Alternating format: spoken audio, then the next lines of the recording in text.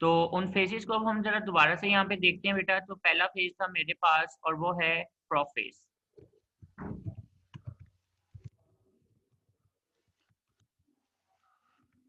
Prophase, अब इसमें ना हमने कुछ चीजें डिस्कस की हुई हैं बेटे, और वो चीजें कौन कौन सी हैं, ठीक है। वो चीजें अब हम लोग यहाँ पे देख लेते हैं।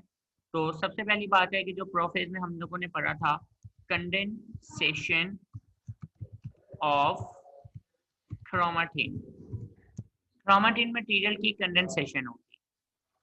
सेकंड थिंग जो हम लोगों ने इसमें पढ़ी, formation of chromosomes.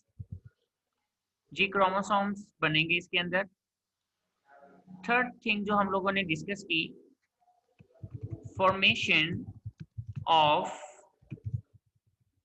Sister chromatids. Sister chromatids बनेंगे जी इसके अंदर। इसके बाद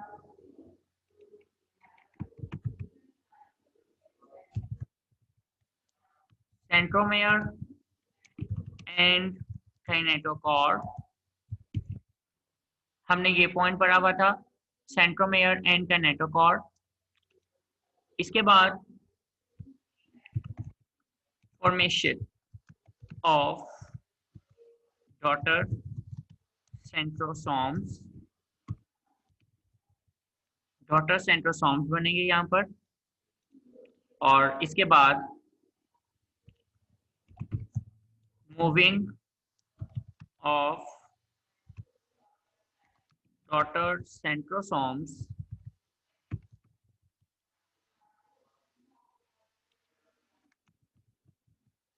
टुवर्ड ऑपोजिट पोल्स। इसके बाद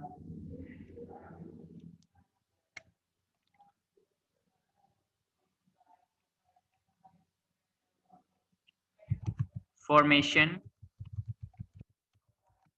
of spindle fibers।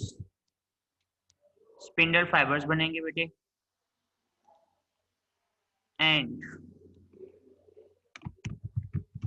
Break down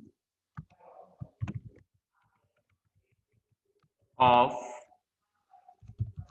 nuclear envelope. और जो न्यूक्लियर इन्वेलप है वो टूटना शुरू कर देगा, ठीक है। अब वन बाय वन हम लोग इन चीजों को जरा समझने की कोशिश भी करते हैं। तो सबसे पहले बेटा कंडेंसेशन ऑफ क्रोमोसोम्स।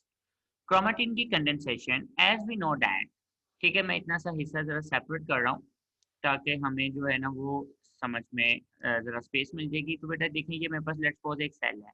अब ये सेल के अंदर न्यूक्लियस है। अब न्यूक्लियस के अंदर हमें पता है कि हमारे पास ढेर सारा जो है ना वो लूज थ्रेड लाइक फॉर्म पड़ी होती है, जिसे हम क्रोमेटिन कह सकते हैं। अब देखो बेटा, ये जो क्रोमेटिन मटेरियल है ना, it is a loose thread like form, ठीक है। इसे आप क्रोमेटिन कह सकते हो, ठीक है। अब ये बेटा क्या करेगा कि ये मटेरियल कंडेंस होना शुरू होता है। इसके कंडेंसेशन का मतलब मैंने बताया था, इसकी ऐसे ना कॉइलिंग होती है। जैसे जैसे इसकी कॉइलिंग होगी, तो कॉइलिंग के बाद ना ये एक हाईली ऑर्डर स्ट्रक्चर तैयार करना शुरू कर देगा, और इसे हम नाम देंगे क्रोमोसोम का। यानी ये इस तरह से क्रोमोसोम की शेप लेना शुरू कर देगा, ठीक है ना। ये इसमें फॉर एग्जांपल ये क्रोमोसोम की शेप ले रहा है। और finally it will become the chromosome. ये क्रोमोसोम की शेप में आ जाता है। तो देखें बेटा, ये रहा क्रोमोसोम जो मेरे पास प्रॉपरली बन गया है। अब जैसे कि हम लोगों ने पढ़ा था इंटरफेस के एस फेज के अंदर, ये अपने क्रोमेटिन मटेरियल को रेप्लिकेट कर चुके होते हैं, ठीक है। तो दूसरा पॉइंट हो गया दी फॉर्मेशन ऑफ क्रोमोसोम। ये क्रोमोसोम बन गए हैं।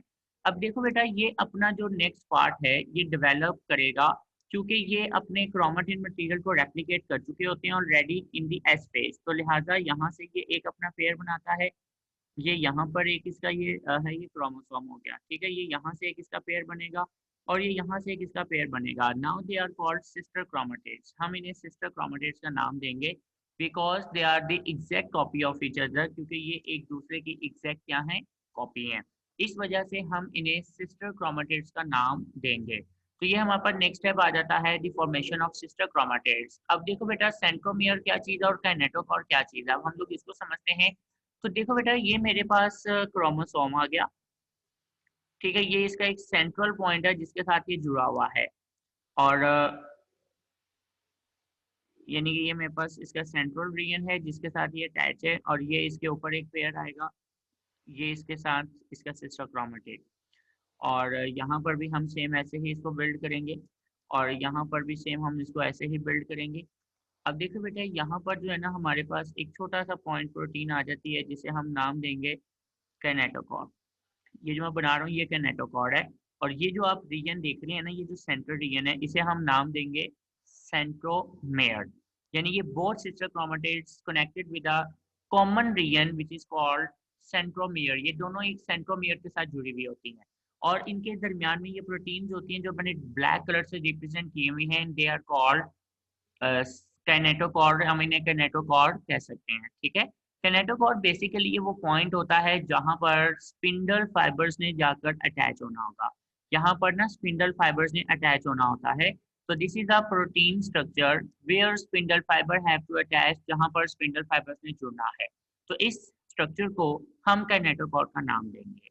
ओके बेटे, तो ये हमारे पास नेक्स्ट पॉइंट भी आ गया, that is the formation of daughter centrosomes. अब इसके बाद क्या होता है बेटा कि ये तमाम चेंजेस जो है ना वो तो आ रही होती हैं सेल के न्यूक्लियस के अंदर, लेकिन जो सेल के न्यूक्लियस के बाहर जो चेंजेस आ रही होती हैं वो कौन सी चेंजेस आ रही होती हैं वो भी हम लोग जरा यहाँ पे समझ लेते हैं। देखें बेटा, ये अब सेल का न्यूक्लियस है, न्यूक्लियस के अंदर ये चीजें तो बन नहीं रही हैं, और न्यूक्लियस के बाहर हम लोगों ने पढ़ा था कि there is a pair of centrioles that is collectively called centrosomes, जिसे हम सेंट्रोसोम्स कह सकते हैं, ठीक है। तो ये बेटा मेरे पास ना अब सेंट्रोसोम है ये वाला। अब बेटा ये ही सेंट्रोसोम अपनी एक कॉपी तैयार करता है, यानी इसकी ना एक कॉपी बन जाएगी यहाँ पर, ठीक है बेटे। तो ये मेरे पास ना इसकी एक कॉपी बन रही है, और after this they are called daughter centrosomes and now they are moving toward the opposite poles. ये ऑपोजिट पोल्स के ऊपर जाना शुरू कर देंगे। जैसे जैसे ये ऑपोजिट पोल्स पे जाना शुरू करते हैं, तो ये हमारे पास नेक्स्ट पॉइंट आ जाता है formation of daughter centrosomes and moving toward the opposite poles. तो इसके दरमियान में जो सेल है, जो न्यूक्लियस है ना, उसके अंदर बेटा ये सिस्टर क्रोमेटिड्स भी बन चुके होते हैं, ठीक है। ये यहाँ पे मैं इसको शो भी कर रहा हूँ, तो यहाँ पर ये सिस्टर क्रोमेटिड्स ऑलरेडी बन चुके हुए हैं। तो ये आपने इस तरह से डायग्राम में भी इसको शो करना होगा, ठीक है जी, कि यहाँ पर ये डॉटर सिस्टर क्रोमेटिड जो है ना वो बन चुके हैं, और ये दोनों ऑपोजिट पोल्स की तरफ जाना शुरू कर देते हैं। अब ये जैसे ही ऑपोजिट पोल्स के ऊपर जाना शुरू करते हैं, तो बेटा याद रखिएगा कि जब ये दोनों ऑपोजिट पोल्स पे पहुंच जाएंगे तो इनके जो काम है ना वो क्या है कि इन्होंने स्पिंडल फाइबर्स बनाना शुरू कर देने हैं, यानी कि now they are the opposite poles, ये ऑपोजिट पोल्स पे जा चुके हैं। अब ऑपोजिट पोल्स पे जाने के बाद इन्होंने स्पिंडल फाइबर्स को बनाना शुरू कर देना है बाय ज्वाइनिंग माइक्रोट्यूब्यूल्स। ये माइक्रोट्यूब्यूल्स को ज्वाइन करते हुए, ये ट्यूबरिन प्रोटीन को ज्वाइन करते हुए स्पिंडल फाइबर्स बनाना शुरू कर देंगे। और जब स्पिंडल फाइबर्स सेल के दरमियान में पहुंच जाते हैं तो यही बेटा न्यूक्लियर इन्वेलप टूटना शुरू कर देगा। अब ये रहे स्पिंडल फाइबर्स। जब ये स्पिंडल फाइबर्स सेल के सेंट्रल स्पेस तक आ जाते हैं तो इनका न्यूक्लियर इन्वेलप टूटना शुरू कर देता है। This is the end of prophase, ये प्रोफेज का एंड होगा, ठीक है ना। This is called the end of prophase. और इसके अंदर जो क्रोमोसोम्स हैं वो बेटा स्टिल यहाँ से रिलीज होना शुरू हो जाते हैं इनटू द सेंट्रल स्पेस, ठीक है। ये मेरे पास क्रोमोसोम्स हैं, सिस्टर क्रोमेटिड्स।